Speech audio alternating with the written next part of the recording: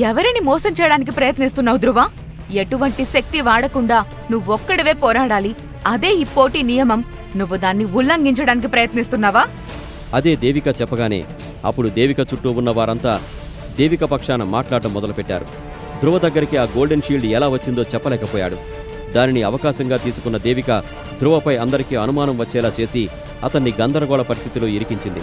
దాంతో ధ్రువ కోపంగా, మీరంతా నన్ను ఎంతలా అవమానించినందుకు నేను దీన్ని ఉపయోగించను అని చెప్పి ధ్రువ ఆ గోల్డెన్ షీల్డ్ని దూరంగా విసిరిపడేశాడు.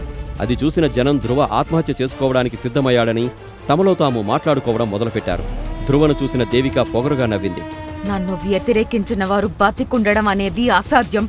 ఈరోజు ధ్రువకి కూడా అదే గతి పడుతుంది అని అనుకుని దేవిక చాలా సంతోషపడింది. ప్రజలందరూ మైదానం చుట్టూ చేరారు. ఆ రాక్షస జీవి ధ్రువని చంపడం కోసం ఎదురు చూస్తోంది.